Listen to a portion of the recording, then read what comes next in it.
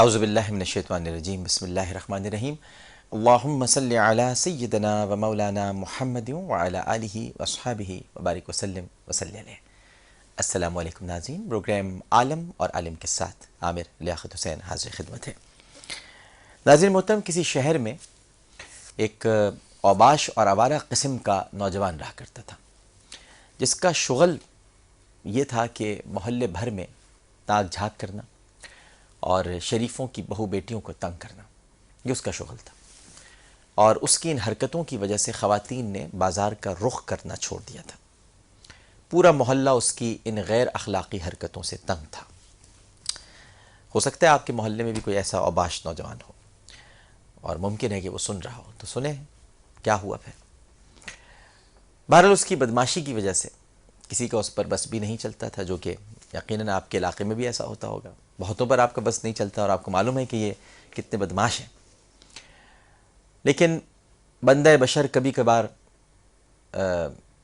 ضمیر کی جو ملامت ہے اس کو سنی لیتا ہے، اور ضمیر بھی کبھی کبھار ملامت کر ہی جاتا ہے۔ ایک دن ضمیر نے کچھ زیادہ ہی چٹکیاں لیں۔ جب چٹکیاں لیں تو اسے اپنی اصلاح کرنے کا خیال آیا، اور اس ارادے کو پختہ بنانے کے لیے اس نے اپنے محلے میں واقع مسجد کے پیش امام سے ملنے کا فیصلہ کیا۔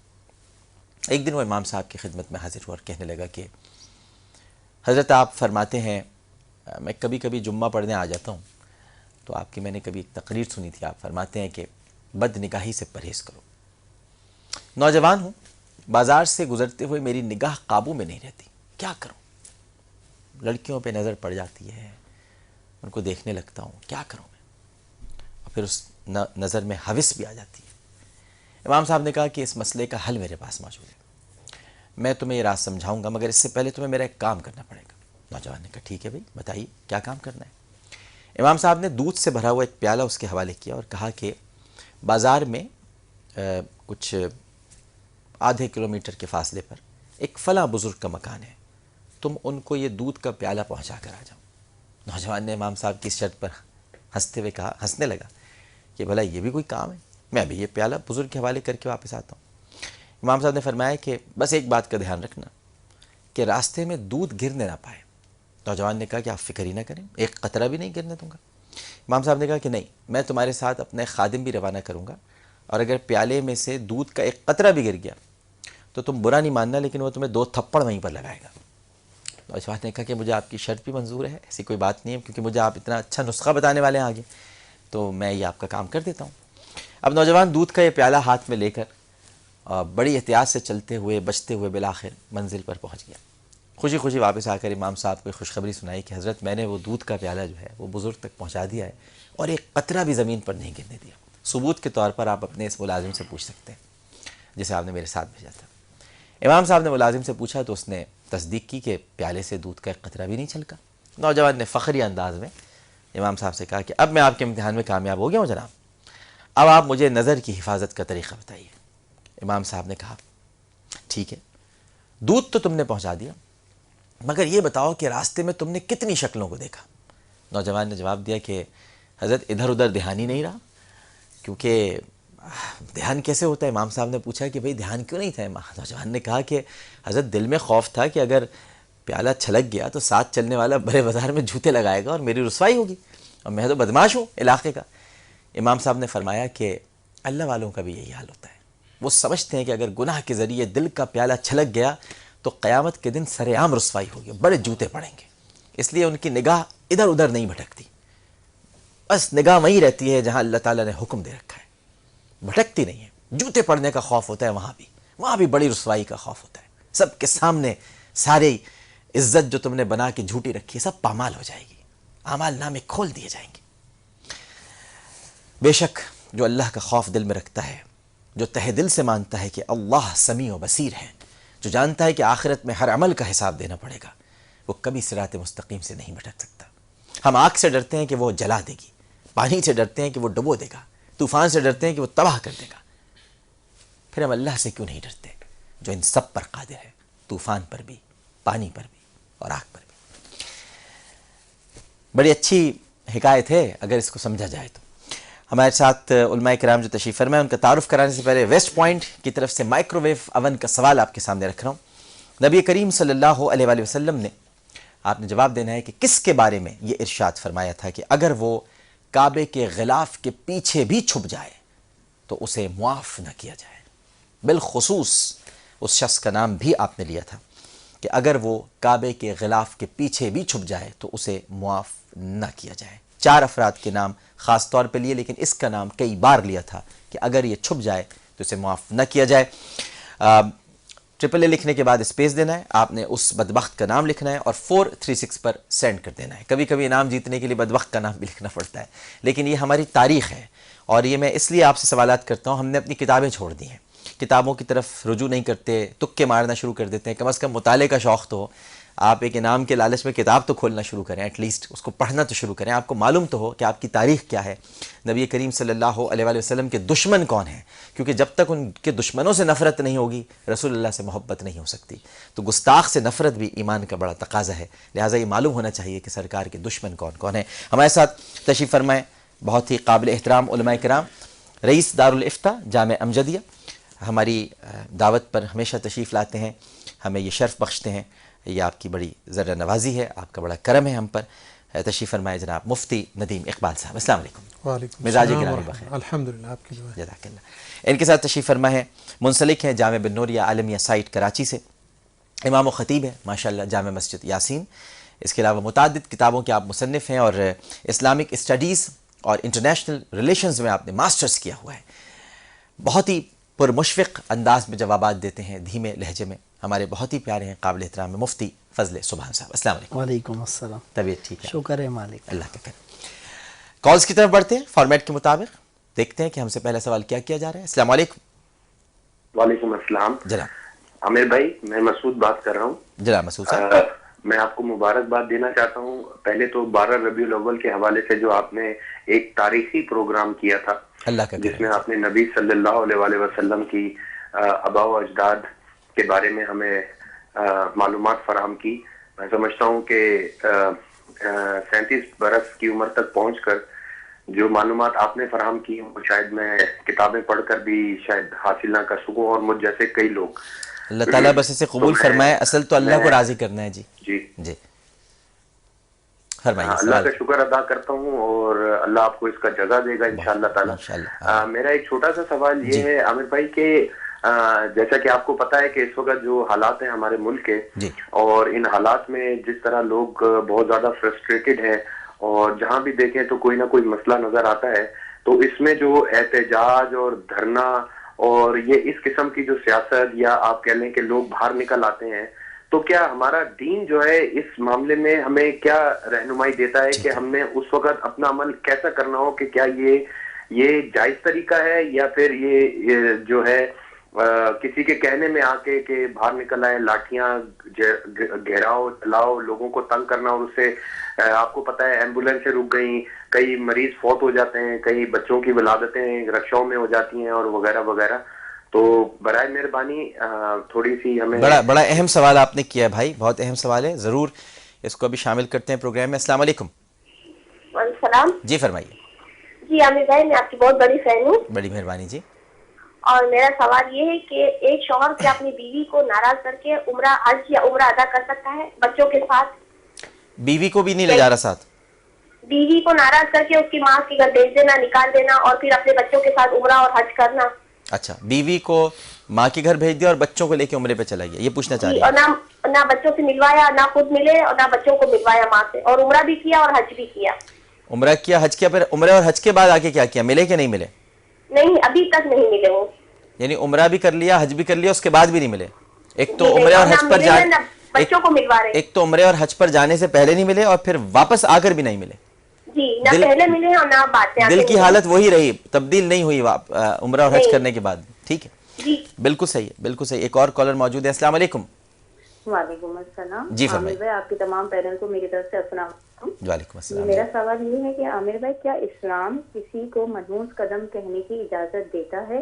بعض اوقات لوگ جو ہے یہ لقب دے دیتے ہیں کسی کو کہ کسی کے گھر پہ آنے سے الٹا کام ہو جاتا ہے، یا اس کو کچھ بتانے سے ہمارا ہونے والا کام نہیں ہوتا ہے، یا اگر یہ گھر میں آ گئی تو بیماری آ گئی، مشکلات آ گئی، تم تو منحوس ہو، تمہاری نحوست کی وجہ سے یہ ہو گیا. بالکل صحیح ہے جی. اور یہاں تک کہ عامر بھائی کے بلڈ ریلیشن بھی جو ہوتے ہیں وہ 7-8 ایئرس تک اسی مارے نہیں بلاتے ہیں کہ تم منحوس قدم ہو، تمہارے گھر میں آنے سے جو ہے وہ ہمارے کام جو ہے الٹ ہو جاتے ہیں، بیماریاں آتی ہیں، مشکلات آتی ہیں.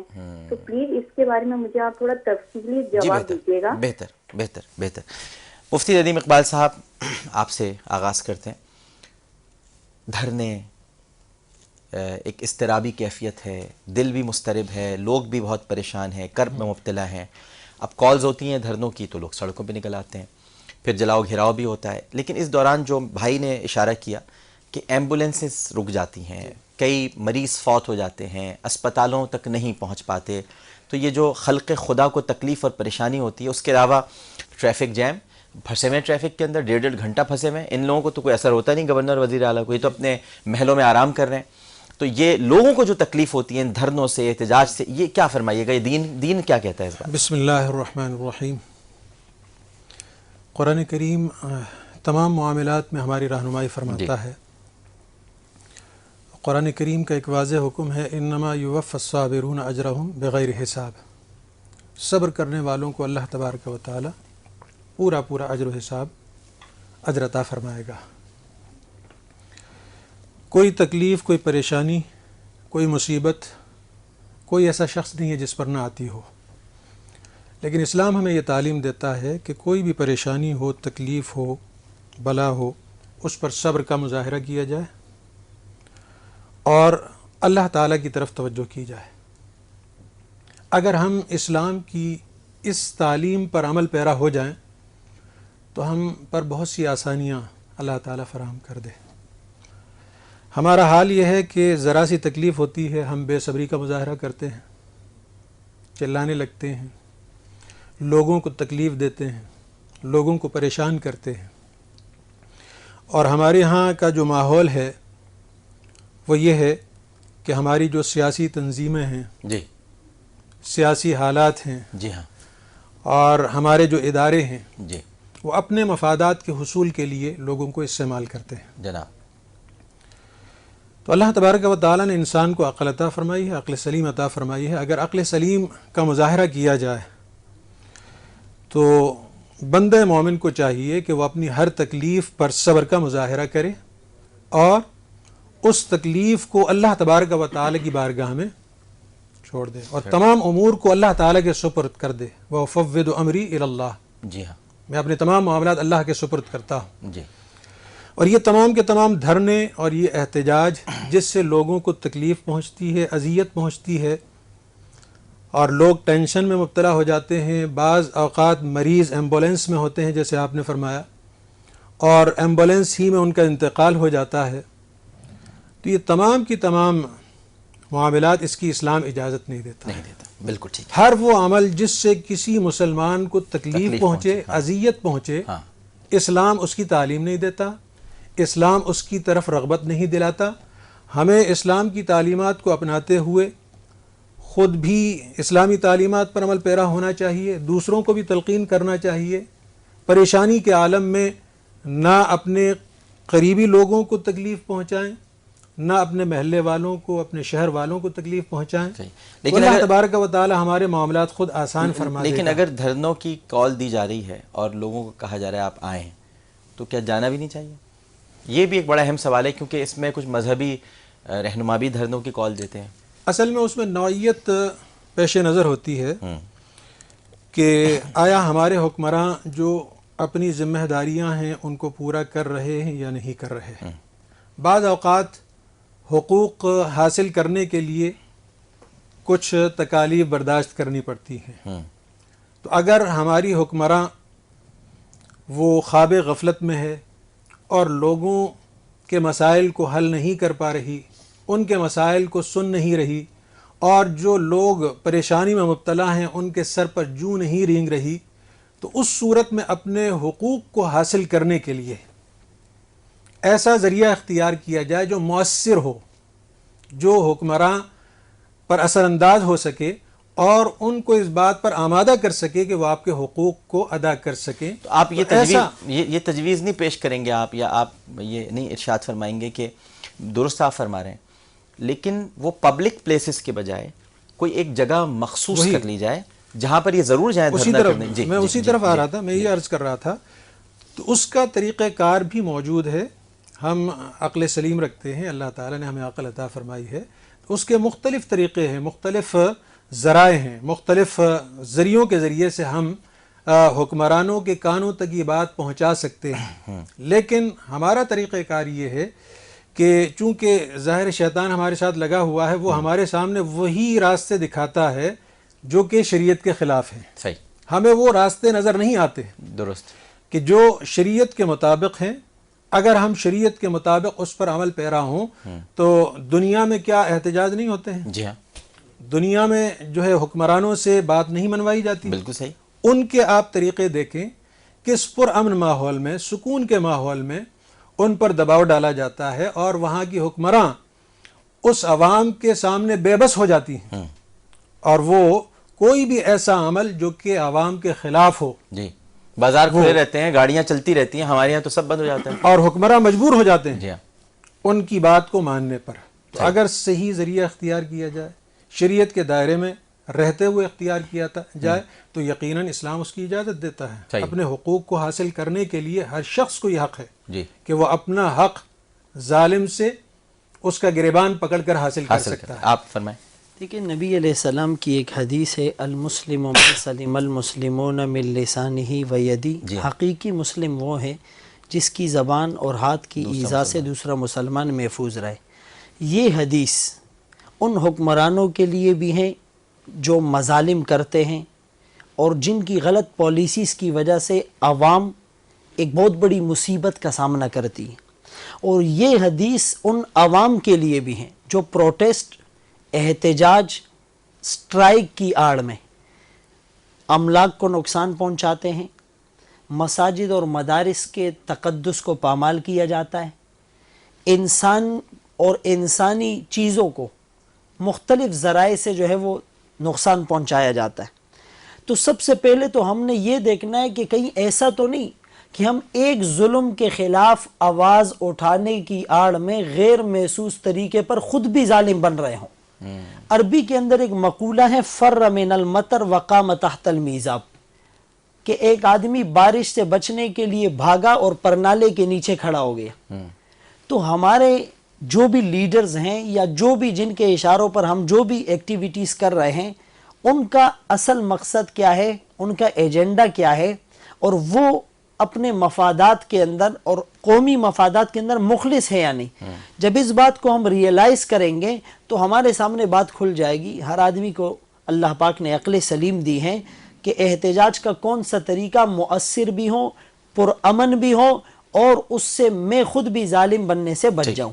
تو اس کے لیے مناسب اور پولائٹ وے ہے، پوزیٹیو وے ہے جو اختیار کیے جا سکتے ہیں. ٹھیک ہے، ایک چھوٹا سا وقفہ لیتے ہیں، وقفے کے بعد دوبارہ حاضر ہوں گے. سوال سن لیجئے کہ نبی کریم صلی اللہ علیہ وآلہ وسلم نے کس کے بارے میں یہ ارشاد فرمایا تھا کہ اگر وہ کعبے کے غلاف کے پیچھے بھی چھپ جائے تو اسے معاف نہ کیا جائے. ٹرپل لکھنے کے بعد اسپیس دیں گے اور 436 پر اس ناہنجار کا نام لکھ بھیجیں گے. لیکن آپ کو یہ یاد رکھنا چاہیے کہ اگر آپ کا جواب آپ سمجھتے ہیں کہ درست ہے تو پھر ایک ایس ایم ایس مت بھیجیے، آپ کئی ایس ایم ایس بھیجیے گا، کیونکہ پھر ہم قرآن اندازی کی طرف بڑھ جائیں گے. ایک ایس ایم ایس سے ممکن ہے کہ آپ قرآن اندازی میں microwave oven West Point کی طرف سے نہ جیت سکیں، لیکن جتنے زیادہ ایس ایم ایس جیتنے کے اتنے ہی زیادہ مواقع. السلام علیکم ورحمۃ اللہ. اگر کسی پاک دامن عورت پر کوئی الزام لگایا جائے، بہتان اور افک لگایا جائے، تو اس کو 80 کوڑے لگاؤ. زمانے جاہلیت کی جو بو ہے وہ ہمارے ہاں سرایت کر گئی. السلام علیکم ورحمۃ اللہ. عالم اور عالم میں خوش آمدید، اور چلتے ہیں ایک بار پھر آپ کے سوالات کے جوابات کی طرف. مفتی فضل سبحان صاحب، ہم سے یہ سوال پوچھا گیا کہ یہ منحوس کہہ دینا، یعنی ہم یہ کہہ دیتے ہیں لوگوں کو تم منحوس ہو، یا تمہاری نحوست کی وجہ سے ہمارا کاروبار نہیں چل رہا. جب سے تمہارے منحوس قدم ہمارے گھر میں پڑے ہیں، گھر ویران ہو گیا، برباد ہو گیا. تمہاری نحوست نے تو سب کچھ برباد کر دیا، تمہارا پہرا اچھا نہیں ہے. یہ سب باتیں کہنا درست ہے دین کے مطابق؟ قرآن کریم میں 26ویں پارے میں سورہ حجرات کے دوسرے رکوع میں ایک بہت کمپریہنسو آیت ہے، یا ایھا الذین آمنوا لا یسخر قوم من قوم عسى ان یکونوا خیرا منہم، کہ کوئی مومن کسی دوسرے کا مذاق نہ اڑائیں، ہو سکتا ہے وہ اللہ کی نظر میں اس سے بہتر ہو۔ اسی طرح عورتوں کو بھی خطاب کیا گیا، وَلَا تَلْمِزُوا أَنفُسَكُمْ وَلَا تَنَابَزُوا بِالْأَلْقَابِ، تانے نہ دو، الزام نہ لگاؤ، عفت اور پاکدامنی کی چادر کو تار تار نہ کرو، وَلَا يَغْتَبْ بَعْضُكُمْ بَعْضًا، ایک دوسرے کے پیٹھ پیچھے برائیاں اور غیبت نہ کرو۔ ایک مسلمان کے دل کو توڑنا بیت اللہ ڈھانے کے مترادف ہے، اور اس کو ہم مزید یوں واضح کرتے ہیں کہ حقوق کی دو قسمیں ہیں، ایک حقوق اللہ اور ایک حقوق العباد۔ حقوق اللہ کے اندر اللہ پاک کی طرف سے یہ گنجائش ہے کہ اگر میں چاہوں گا تو معاف فرما دوں گا، لیکن حقوق العباد میں جب تک وہ صاحب حق اپنا حق معاف نہیں کرتا اس وقت تک اللہ بھی اس کے اس گناہ کو اور جرم کو معاف نہیں فرمائیں گے، گنجائش نہیں چھوڑی ہے۔ حدیث پاک میں سرکار دو عالم صلی اللہ علیہ وسلم نے صحابہ کے قدسی صفات پر مشتمل مجمع سے یہ سوال کیا کہ مفلس کون ہے؟ صحیح۔ تو صحابہ فرمانے لگے جس کے پاس درم نہ ہو، مال و متاع نہ ہو۔ اللہ کے رسول فرمانے لگے کہ مفلس وہ ہیں جو قیامت کے دن میدان محشر میں نیکیوں کا انبار لے کر آئے گا، لیکن اس نے لوگوں پر ظلم کیے ہوں گے، قتل کیے ہوں گے، سود، رشوت، ان گناہوں کا ارتکاب کیا ہوگا، لوگوں کو تانے دیے ہوں گے، ان کا دل توڑا ہوگا، تو وہ اپنے حقوق کا مطالبہ کریں گے، اور وہاں پر کوئی کرنسی اس کے پاس نہیں ہوگی، نہ بائے سورس یہ بچ سکتا ہے نہ بائے فورس، تو مجبوراً اس کی نیکیاں لے لے کر ان صاحب حق لوگوں کو دی جائے گی، ایون کہ اس کی نیکیاں ختم ہو جائے گی اور صاحب حق لوگ باقی رہ جائیں گے، پھر ان کے گناہ لے کر اس کے سر پر لادے جائیں گے۔ وہ آدمی جو نیکیوں کا انبار لے کر آیا تھا گناہوں کے بوجھ تلے دب گیا، اس سے بڑا مفلس کوئی نہیں ہے۔ تو ایک مسلمان کے دل کو توڑنا اور اس کے اوپر الزام لگانا، عربی کے اندر ایک شاعر ہیں، وہ یوں کہتا ہے کہ جراحات السنان لہا التیام ولا یلتام ما جرح اللسان، چھری کا، تیر کا، تلوار کا زخم تو بھرا، لگا جو زخم زباں کا رہا وہ ہمیشہ ہرا۔ تو اس کا دل جو اللہ کا گھر ہے، ایک مومن کا دل اللہ کا گھر ہے، اس دل کے تقدس کو پامال کرنا، اس پر اللہ رب العالمین مواخذہ فرمائیں گے جب تک وہ خود معاف نہ کریں۔ اس لیے کسی کو منحوس سمجھنا اور کسی کو کم حیثیت سمجھنا، اللہ پاک نے یہاں تک حدیث پاک میں سرکار دو عالم صلی اللہ علیہ وسلم کی وساطت سے حکم دیا کہ تم زمانے کو بھی منحوس نہ کہو۔ لوگ کہتے جی زمانہ برا گیا، بڑا منحوس زمانہ ہے، فرمائی یہ سارے ایام، یہ زمانہ، یہ گردش ایام تو رب کی تخلیق اور خلقت ہے، تو اس کو برا بلا کہنا غیر محسوس طریقے پر، غیر مری طریقے پر خالق کو اور خالق کی تخلیق کو برا بلا کہنا ہے، خود خدا بھی جو احسن الخالقین خدا نے یہ بھی تو کہا میں بھی تو زمانہ، جو مالک یوم الدین ہے۔ اس لیے بالکل کسی کو منحوس نہ سمجھا جائے، بلکہ بعض لوگ کہتے جی فلاں عامل نے ہمارا رزق باندھ دیا، وَفِي السَّمَاءِ رِزْقُكُمْ وَمَا تُوعَدُونَ، تمہارا رزق تو آسمانوں میں ہے، وَمَا مِن دَابَّةٍ فِي الْأَرْضِ إِلَّا عَلَى اللَّهِ رِزْقُهَا، جتنے بھی چوپائے ہیں حشرات الارض، ان کا رزق اللہ کے ہاتھ میں۔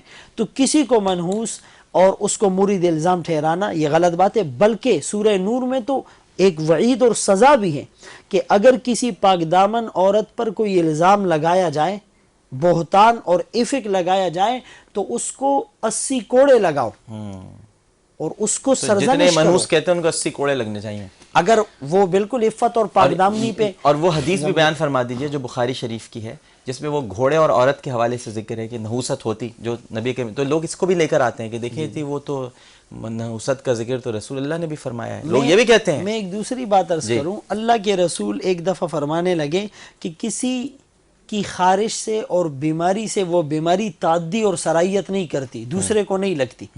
آپ علیہ الصلوۃ والسلام نے ایک موقع پر یوں فرمایا کہ جو مجزوم ہوتا ہے، جس کو جزام کی، چیچک کی، برس کی بیماری ہو، اس سے ایسے بھاگو جیسے شیر سے بھاگتے ہو۔ اور دوسرے موقع پر آپ علیہ السلام نے ایک مجزوم کا ہاتھ پکڑ کر اسے اپنے ساتھ کھانے میں شامل کیا اور کہا کہ بیماری اللہ کی طرف سے آتی ہے. تو علماء نے اس کو یوں ایکسپلین کیا ہے کہ جس کا عقیدہ کمزور ہو، ایمان کے اندر تزلزل ہو، اور وہ یہ سمجھے گا کہ اس کی بیماری سے مجھے بیماری لگ جائے گی، وہ تو اس سے اجتناب کرے. لیکن جس کا عقیدہ ایمان پختہ ہو تو وہ مجذوم کے ساتھ بیٹھ کر کھائے. آپ علیہ السلام نے کھا کر دکھلایا. اور دوسرے موقع پر آپ علیہ السلام سے صحابہ نے پوچھا کہ اگر کوئی بیماری تعدی اور سرائیت نہیں کرتی تو ایک خارج زدہ اونٹ جب اونٹوں کی جماعت میں آتا ہے تو اس سے سارے اونٹ خارج زدہ ہو جاتے ہیں، تو اس سے تو تعدی اور سرائیت ہوئی. اللہ کے رسول نے بڑا حکمت اور مصلحت پر مبنی جواب ارشاد فرمایا فمن اعدل اول، اگر ان اونٹوں کو خارش اس ایک خارج زدہ اونٹ کی وجہ سے لگی تو پہلے اونٹ کو خارج زدہ بنانے والا کون ہے؟ وہ رب جو کھلاتا بھی ہے پلاتا بھی ہے. اذا مرضت فہو یشفین، جب میں بیمار ہوتا ہوں شفا بھی وہ دیتا ہے. تو مومن کا اہل سنت والجماعت کا عقیدہ اور مسلک تو یہ ہے کہ ہر تقدیر چاہے وہ خیر کی ہو یا شر کی ہو اس کے خالق اللہ رب العالمین. اچھا، اس سے ایک اور بات بھی پتہ چلی ہمیں اس گفتگو سے کہ اس کو کوئی تنقید نہ سمجھے، لیکن ایک حدیث کو سامنے رکھ کر فیصلے نہیں کرنے چاہیے بلکہ ذخیرہ احادیث کو سامنے رکھ کر بھی دیکھنا چاہیے. اصل میں ہمارے ہاں جو ہمارا معاشرہ ہے اس میں زمانے جاہلیت کی بو بھی پائی جاتی ہے. یہ تمام جو آج کل جو عقائد اور نظریات لوگوں کے ذہنوں میں پیدا ہو رہے ہیں یہ زمانے جاہلیت کی عکاسی کرتے ہیں. جی ہاں، زمانے جاہلیت میں اسی قسم کے عقائد ہوتے تھے. حضور اکرم صلی اللہ تعالیٰ علیہ وسلم نے ان تمام کی بیخکنی فرمائی. لا سفرا ولا حامتا ولا عدوا. پہلے زمانے میں لوگ یہ سمجھتے تھے کہ یہ سفر کا مہینہ منحوس مہینہ ہے، اس میں بلائیں نازل ہوتی ہیں، مصیبتیں نازل ہوتی ہیں، بڑا بھاری مہینہ ہے. حضور نے اس عقیدے کو باطل کر دیا. جی ہاں، کہ ایسا کوئی اسلام میں عقیدہ نہیں، بلکہ اسے مظفر ہو گیا نا، سفر المظفر ہو گیا، کامیاب مہینہ. جی ہاں، تو اس قسم کے جتنے بھی عقائد ہیں یہ یا تو دوسرے مذاہب میں بیٹھنے کی وجہ سے جی ہاں ان سے لیے جاتے ہیں، یا یہ کہ وہ جو ہماری جو زمانے جاہلیت کی جو بو ہے وہ ہمارے ہاں سرایت کر گئی ہے، اس کی بنیاد پر ہم اس قسم کے عقائد اور نظریات کے. اور مفتی صاحب یہ بھی تو ہے نا کہ ہم بہت عرصہ ہندوستان میں رہے ہیں. جی ہاں، تو جو ابھی تک وہاں اب کی کالی بلی آگے سے گزر گئی ہاں تو اس کو بھی برا سمجھا جاتا ہے کہ بھئی اب یہاں سے نہیں گزرنا چاہیے. جی ہاں، جی ہاں، یہ کام میں رکاوٹ پیدا ہو جائے گی. تو یہ دودھ گر پڑا. جی ہاں، اگر وہ دودھ گر پڑا تو نہیں دودھ گر گیا بھائی بڑا مسئلہ ہو جائے گا. یہ توہم پرستی. جی یعنی ایک واضح آیت ہے، یا ایھا الذین آمنوا اجتنبوا کثیرا من الظن، ایمان والو بدگمانیوں سے بچو. ان بعض الظن اسم، بعض بدگمانیاں گناہ کا درجہ رکھتی ہیں. یہ کالی بلی کا گزرنا اور یہ جو ہے وہ عصر کے وقت آپ جھاڑو نہ ماریں اور فلاں گھر میں آ گیا تو مصیبت آ گئی، اور صبح کسی کے چہرے کو دیکھ کر کوئی مصیبت آئی تو اس کی طرف منسوخ کر دیا. تو اس سے صبح میں نے تمہارا چہرہ دیکھا تھا جب یہ دن خراب گزرا ہے. تو اسلام تو توہمات کی جڑ ختم کرتا ہے، استیصال اور بیخکنی کرنا. اچھا مفتی صاحب، ایک سوال آیا تھا کہ وہ فرما رہی تھیں کہ جو شوہر صاحب ہیں وہ تو عمرے پہ چلے گئے، حج بھی کر لیا انہوں نے، بچوں کو بھی لے گئے، لیکن وہ بیوی کو ماں کے گھر بھجوا دیا، پھر واپس آئے تب بھی نہیں پوچھا. تو وہ بڑی ظاہر ہے کہ دل گرفتہ بھی ہیں اور بہت رنجیدہ بھی ہیں. یہ انہوں نے کیا کیا؟ یہ دیکھیے بیوی کے شوہر پر حقوق ہیں اور شوہر کا یہ فرض ہے کہ بیوی کے ساتھ اچھی معاشرت رکھے. وعاشروہن بالمعروف، جی ہاں، کہ عورتوں کے ساتھ اچھی معاشرت رکھو. اس میں بھی ایک خاص پہلو کا میں ذکر کروں گا کہ اس میں بھی آپ بھی جانتے ہیں کہ زمانے جاہلیت میں بھی عورت کو بہت کمتر سمجھا جاتا تھا. جی ہاں، اور اس کی اہمیت نہیں تھی. لیکن اسلام نے اور حضور نبی اکرم صلی اللہ تعالیٰ علیہ وسلم نے عورت کی عزت، اس کی اہمیت کو اجاگر فرمایا. اور جس کے ساتھ لوگ بیٹھنا گوارا نہیں کرتے تھے، جس کو زندہ درگور کر دیا جاتا تھا، جس کی پیدائش پر جو ہے افسردہ ہو جاتے تھے، چہروں کے رنگ اڑ جاتے تھے. رنگ اڑ جاتے تھے. آج بھی ہمارے ہاں یہ سلسلہ ہے. آج بھی ہے. تو قرآن کریم اور حضور نبی اکرم صلی اللہ تعالیٰ علیہ وسلم کی تعلیمات عورت کے بارے میں بڑی واضح ہیں. جہاں والدہ کے ساتھ اس کی عزت اور اس کا احترام کرنے کا حکم دیا گیا، اس کے سامنے اف نہ کہنے کا حکم دیا گیا، اس کے ساتھ ساتھ بیوی کے ساتھ بھی حسن معاشرت کا حکم دیا گیا ہے. جی. اور یہ فرمایا کہ تم میں سے بہتر شخص وہ ہے جو اپنے اہل و عیال کے ساتھ بہتر ہو، بہتر ہے. ٹھیک ہے. اپنے گھر والوں کے ساتھ بہتر ہو، اور گھر والوں میں زوجہ بھی ہے. تو ایسا معاملہ اختیار کرنا کہ جس میں والدین کو یا بچوں کو اہمیت دی جائے اور بیوی کو نظر انداز کر دیا جائے، یہ بھی اسلامی تعلیم نہیں ہے. انہیں چاہیے کہ وہ اپنی بیوی کے ساتھ اچھی معاشرت رکھیں، اور جو انہوں نے دل دکھایا ہے ان کا اس پر معذرت بھی کریں. صحیح. اور ماں کے جو حقوق ہیں ان کو بھی ادا کریں، اپنے بچوں کے حقوق ادا کریں، اور جو زوجہ کے حقوق ہیں وہ بھی ادا کریں. اور اب زوجہ کو اکیلے لے کے جائیں عمرے پر اور حج پر. ہاں، اگر استطاعت ہے تو یقیناً. جی ہاں. صحیح. ایک چھوٹا سا وقفہ لیتے ہیں ناظرین محترم، اور اس کے بعد دوبارہ حاضر ہوں گے. سوال پھر آپ کے سامنے رکھ دیتا ہوں. ویسٹ پوائنٹ کی طرف سے مائکرو ویو اوون کے لیے نبی کریم صلی اللہ علیہ وآلہ وسلم نے کس کے بارے میں یہ ارشاد فرمایا تھا کہ اگر وہ کعبے کے غلاف کے پیچھے بھی چھپ جائے تو اسے معاف نہ کیا جائے؟ ٹرپل اے لکھنے کے بعد اسپیس دے کر 436 پر آپ جواب لکھیں گے. جتنے زیادہ ایس ایم ایس جیتنے کے اتنے ہی زیادہ مواقع. السلام علیکم ورحمۃ اللہ. انسان وہ کام نہ کرے جس سے شریعت نے منع کیا ہے، صحیح. چاہے جیسے بھی حالات ہوں. اللہ تعالیٰ کوئی نہ کوئی راستہ نکال دے گا. امانت صرف مال میں نہیں ہوتی، عہدے میں، حیثیت میں، اولاد میں، یہ ساری چیزیں اللہ کی طرف سے امانت ہے. السلام علیکم ورحمۃ اللہ. عالم اور عالم میں خوش آمدید، اور چلتے ہیں آن کیمرہ سوال کی طرف. جہاں بھی گئے ہم جاب کے لیے تو انہوں نے مجھ سے سفارش یا سورس مانگی ہے. اگر میرا سوال یہ ہے علماء کرام سے کہ اگر میں پیسے دے کر جاب حاصل کر لیتا ہوں، وہ جاب میرے لیے جائز ہوگی یا ناجائز ہوگی؟ پیسے دے کر جاب اگر حاصل کر لیں تو جائز ہوگی، ناجائز مانگی ہے رشوت بھائی؟ دیکھیے، اس بارے میں علماء کا جو موقف ہے بالکل واضح ہے کہ اگر آدمی اس جاب کا اہل ہے، صلاحیت رکھتا ہے، اور اس جاب کو صحیح انداز میں اپنانے کے قابل ہے، تو اس صورت میں اور کوئی ذریعہ بھی نہیں ہے اس کے پاس کہ دوسرے ذرائع سے وہ اس جاب کو حاصل کر لے، تو اس صورت میں ایک نرم گوشہ رکھا ہے فقہاء کرام نے کہ اگر وہ اس کو برا جانتے ہوئے اگر وہ رشوت دے دے تو اس صورت میں وہ گناہ گار نہیں ہوگا، لیکن لینے والا ہر صورت میں گناہ گار ہے. کوشش یہ کی جائے کہ حتی المقدور انسان وہ کام نہ کرے جس سے شریعت نے منع کیا ہے. صحیح. چاہے جیسے بھی حالات ہوں، اللہ تعالیٰ کوئی نہ کوئی راستہ نکال دے گا.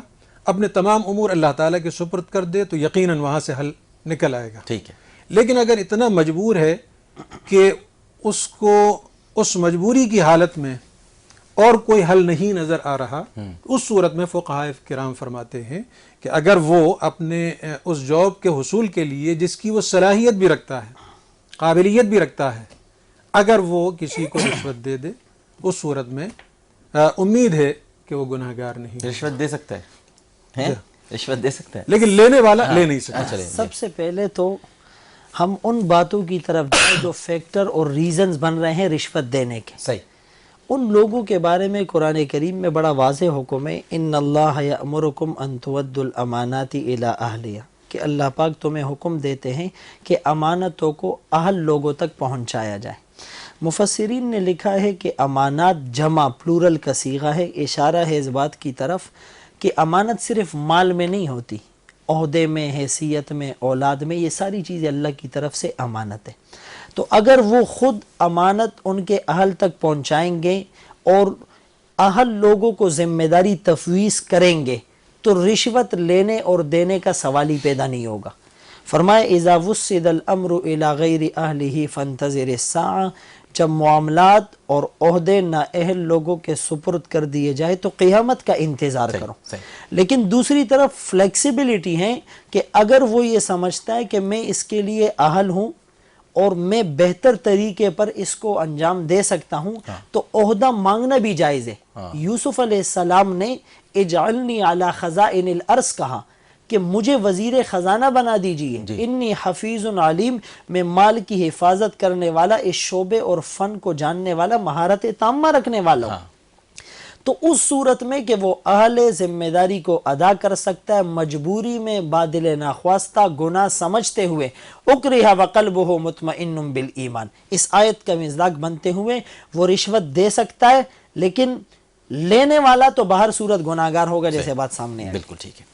میں بہت شکر گزار ہوں جناب مفتی ندیم اقبال صاحب آپ کا اور مفتی فضل سبحان صاحب آپ کا، دونوں شخصیات عالم اور عالم میں تشریف لائیں۔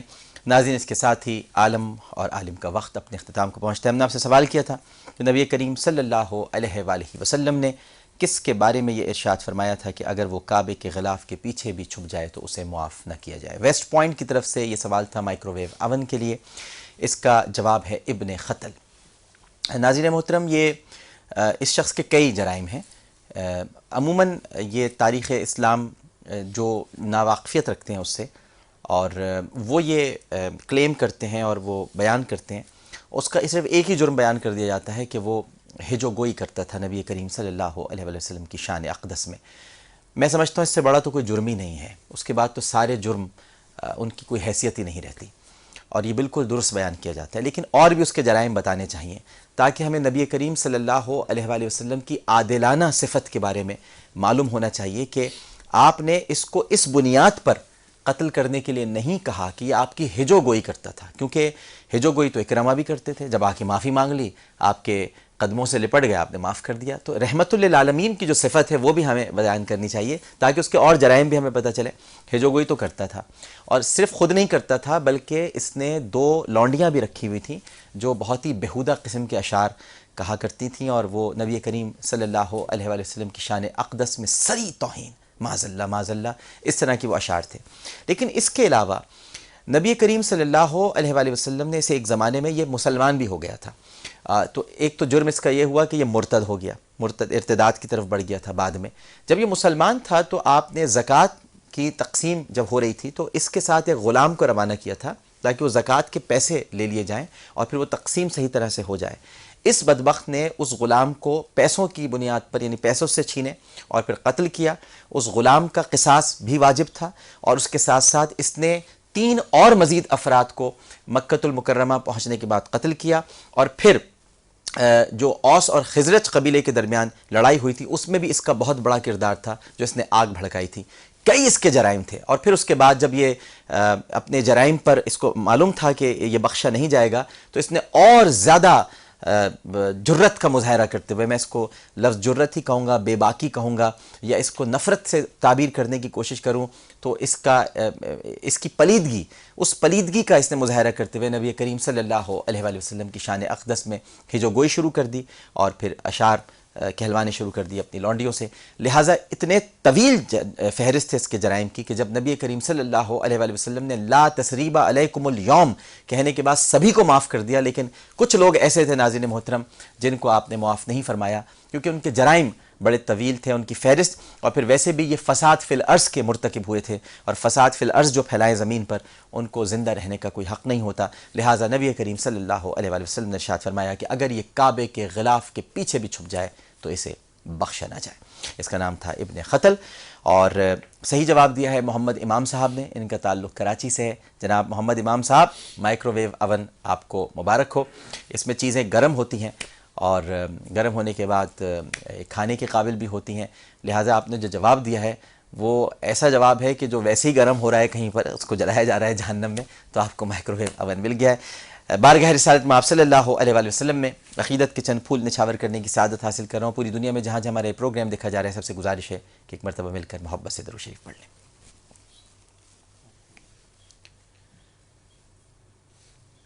اللہ نے یہ شان بڑھائی تیرے در کی،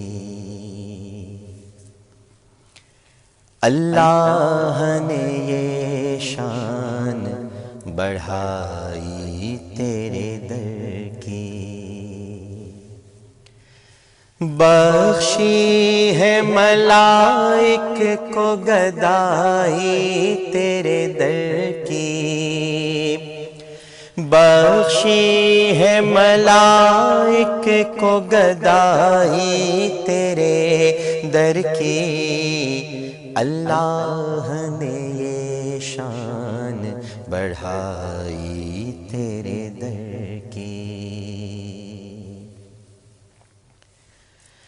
پانے کو تو خورشید و قمر چرخ نے پائے، پانے کو تو خورشید و قمر چرخ نے پائے، کیا پایا اگر خاک نہ پائی تیرے در کی، کیا پایا اگر خاک نہ پائی تیرے در کی، اللہ نے یہ شان بڑھائی تیرے در کی۔ حوروں نے، ملائک نے، اجنان بشر نے، حوروں نے، ملائک نے، اجنان بشر نے، کس کس نے کہاں بھیک نہ پائی تیرے در کی، کس کس نے کہاں بھیک نہ پائی تیرے در کی، اللہ نے یہ شان بڑھائی تیرے در کی۔ سینے میں بھرا ہے تیری نعتوں کا خزانہ، سینے میں بھرا ہے تیری نعتوں کا خزانہ، عالم میں لٹاتا ہوں کمائی تیرے در کی، عالم میں لٹاتا ہوں کمائی تیرے در کی، اللہ نے یہ شان بڑھائی تیرے در کی۔ اللہ کے گھر سے ہے رسائی تیرے در تک، اللہ کے گھر سے ہے رسائی تیرے در تک، اور اللہ کے در تک ہے رسائی تیرے گھر کی، اللہ کے در تک ہے رسائی تیرے گھر کی، اللہ نے یہ شان بڑھائی تیرے در کی۔ لے جائے گی ایک دل مجھے طیبہ میں اڑا کر، لے جائے گی ایک دل مجھے طیبہ میں اڑا کر، جس وقت ہوا جھوم کے آئی تیرے در کی، جس وقت ہوا جھوم کے آئی تیرے در کی، اللہ نے یہ شان بڑھائی تیرے در کی۔ محشر میں بھی اس شان سے جاؤں گا منور، محشر میں بھی اس شان سے جاؤں گا منور، رکھے ہوئے کاندھے پہ چٹائی تیرے در کی، رکھے ہوئے کاندھے پہ چٹائی تیرے در کی، اللہ نے یہ شان بڑھائی تیرے در کی، بخشی ہے ملائک کو گدائی تیرے در کی، اللہ نے یہ شان بڑھائی تیرے در کی۔ اللہم صلی علی سیدنا و مولانا محمد وعلی آلہ وصحبہ بارک وسلم وصلی علیہ۔ اس کے ساتھ ہی عالم اور عالم سے عامر لیاقت حسین کو اجازت دیجیے۔ پروگرام پیش کرتے ہوئے کوئی غلطی، کوئی سہو تو اپنے رب کے حضور معافی کا خواستگار اور توبہ کا طلبگار ہوں، اس اپنے پن کے ساتھ کہ اپنا بہت خیال رکھیے گا۔ اللہ حافظ۔ برا وقت بھی آخر ٹل ہی جاتا ہے، کیونکہ یہ انسانوں کا بنایا ہوا قاعدہ نہیں بلکہ قدرت کا اٹل دستور ہے۔ جب حیا نہیں رہی تو اب جو چاہے کرو۔ بالکل صحیح ہے۔ یوں کہا جائے کہ اسلام بھی حیا کے بغیر نامکمل ہے۔ اسلام کا سفر ظاہری آزار جواز سے شروع ہوتا ہے، قلب کی گہرائی میں اترتا ہے۔ سمجھیں تو میں نے بہت کچھ کہہ دیا ہے، اور نہ سمجھیں تو شاید کچھ نہیں کہا ہے۔